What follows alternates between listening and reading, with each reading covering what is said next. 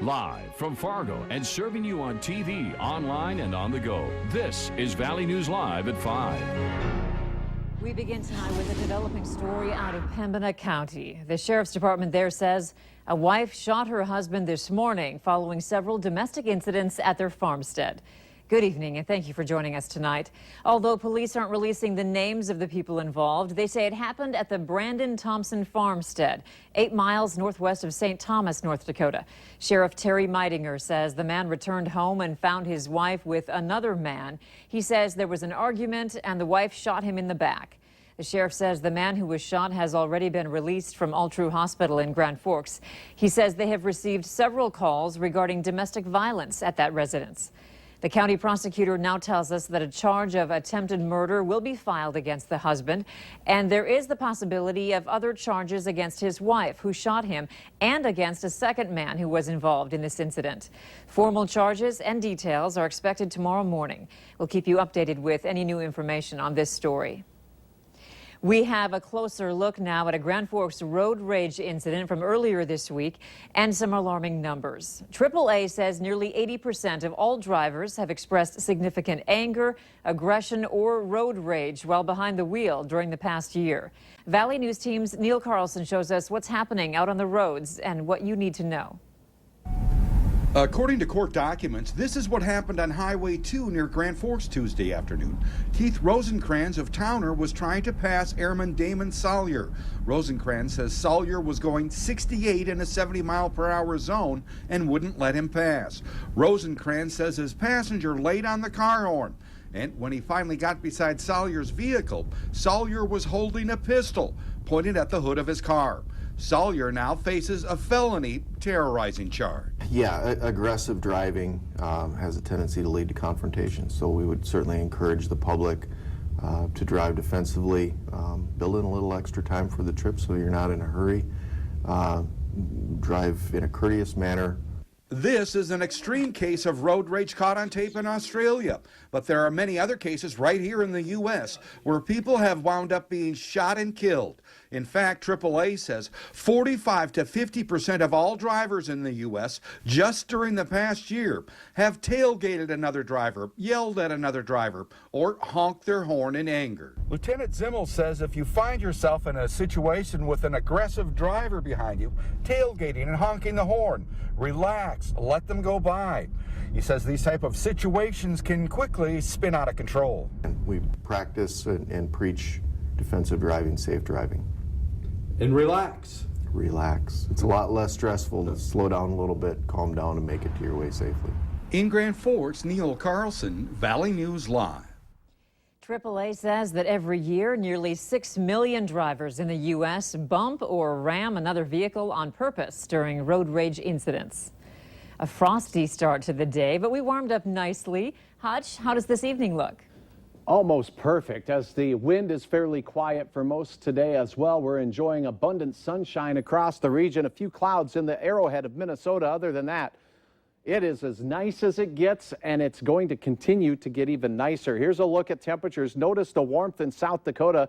Those south winds will begin surging some of that warmth our way over the next day or three, as the cool air starts to modify a little bit thanks to the abundant sunshine. Your hour-by-hour planner for Fargo tonight will be in the 50s through 7 o'clock, then slip into the 40s.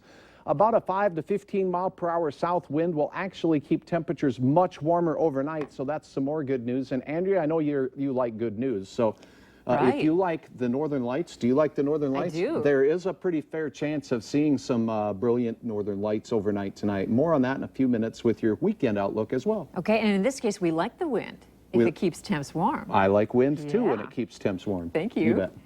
Amateur video shows the deserted streets of Hamilton as Category 3 Hurricane Nicole battered Bermuda today.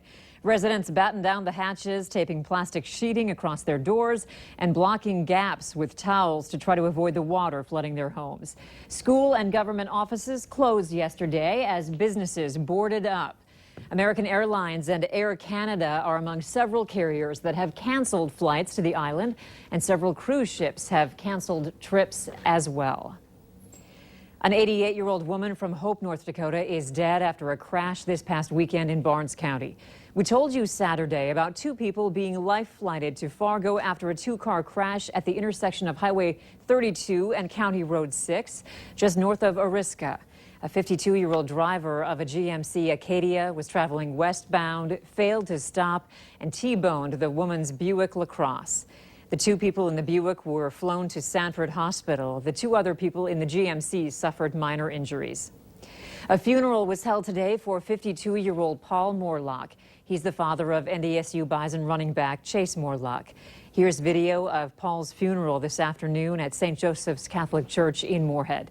Paul's family says he was a lifelong Moorhead resident and enjoyed attending Bison football games as well as hunting and fishing. Players on the Bison football team say they will be there for Chase going forward. You know, it's not something that you can really bring up to the guy, but just knowing, just giving him a high five or just hugging him, just letting him know that you're always there for him. And he's such an inspirational player. He's a Bison through and through. And Paul passed away from stage 4 colorectal cancer on October 8th. He left behind his wife, Jean Morlock, along with 4 children. Minnesota Governor Mark Dayton has been a strong advocate for President Obama's Affordable Care Act. But Wednesday, the Democrat says he is now against it, saying it's no longer affordable for many Americans. Other critics are speaking out against it, too. Jay Olstead has more. Award-winning author Brian Freeman knows how to write a thriller. But as he perfects his latest novel, he's experiencing his own drama off the page. I've written to my state senator, I've written to my state representative to encourage them to be pushing the governor for a special session. A special session to help fix the problem of growing health care costs in Minnesota. My most recent book. An author of several novels, he and his wife are self-employed and therefore buy their own insurance. Their costs have skyrocketed. We're starting out by paying about $15,000 in premiums. Then several more $1,000s in deductible before we ever start to see any actual value from the policy. Similar increases for folks who buy insurance through MNsure, where some qualify for discounts to offset the price hike set by insurance companies. It's got some serious blemishes right now. Today, one of the Affordable Care Act's most fervent supporters, Governor Mark Dayton, became one of its critics. The reality is the Affordable Care Act is no longer affordable to increasing numbers of people. Dayton says while there are good things about Obamacare, like providing insurance for people with pre-existing conditions, too much of the burden falls on people like Brian. He says it's unaffordable. He's absolutely right about that. Which is why he's hopeful to hear Dayton is considering a special session after the election to tackle the issue, as Brian wonders if he'll be able to continue to do what he loves, if it costs him so much to do so. Plenty of drama, but I'd prefer to keep the thrills on the page and not what we're facing in real life. That was Jay Olstead reporting. And stick with Valley News Live for updates on the Affordable Care Act. Today, WikiLeaks unleashed another set of damaging emails from Hillary Clinton's campaign manager, John Podesta. So far, 9,000 Podesta emails have been leaked to the website. In one email exchange, Clinton aides talked about how the former Secretary of State had a cordial relationship with Attorney General Loretta Lynch. Lynch came under fire earlier this year after a private meeting with former President Bill Clinton while his wife was under investigation for mishandling of classified information. Meanwhile, several news networks are under fire for not reporting the email scandal. A quick search of the website for NBC News this afternoon showed no stories related to the WikiLeaks scandal, forcing some people on social media to call out that organization and others for ethical lapses. Donald Trump served up full-throttled defense of his character after a 24-hour stretch in which multiple women accused him of sexual misconduct. The Republican presidential nominee used a South Florida rally to blast the accusations as a coordinated smear effort by establishment forces to deny him the White House. He also claims to have substantial evidence to refute the accusations, which he will make public at what he calls an appropriate time. Trump says the establishment is so consumed with maintaining power and boosting Hillary Clinton that he has been subject to what he calls vicious and vile false attacks. These vicious claims about me of inappropriate conduct with women are totally and absolutely false. Trump continued to cite the content in the WikiLeaks dump of personal emails of Clinton's campaign manager to claim she's corrupt and deserves to be prosecuted. He'll make his case again later today during campaign stops in Ohio. The Russian Foreign Ministry says the United States is conducting a scorched earth policy in relation to Russia during the final months of President Obama's administration. A Foreign Ministry spokeswoman told reporters today that this is very dangerous. She says the U.S. is blocking the release of money to projects in Russia from the International Monetary Fund and the World Bank. Ties between Washington and Moscow have deteriorated amid the collapse of a failed ceasefire in Syria and U.S. accusations that Russia is meddling in the U.S. presidential election next month. Some veterans had access to free dental care today. The VA does not cover dental benefits unless a veteran is 100% disabled. The event was hosted by Aspen Dental. It's part of their monthly their healthy mouth movement. The 42-foot dentist office sat in front of the Cass County Courthouse. Inside, 2 patients could be seen at a time. X-rays and dentures could be done on site. This is the 28th stop for Mouth Mobile, which is traveling across the country. Dentists try to treat the most urgent needs for the patients in the 40-minute appointment. Aspen Dental also offers a free day of care to veterans in the month of June.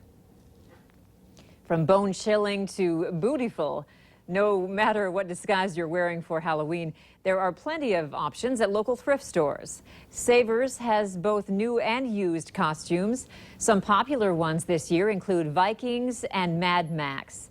You may just need a few key pieces, such as a vest and fake weapon. Savers has costume consultants to help find the right disguise for your family on a budget. When you stop in at Savers, come and bring a donation with you. And when you donate to us, you're helping out the local YWCA, our local nonprofit partner. And in return, we'll give you a 20 up to 30% off coupon to use on all used merchandise. Savers Thrift Store closes tonight at 9 p.m. More replacement Galaxy Note 7 phones have blown up, so a federal agency is stepping in. What they're telling you to do if you have one. Still ahead tonight. Quite a chilly start to our day with an absolutely beautiful sunrise. We have more mild weather on its way to the valley. Your hour-by-hour forecast is coming up right after this.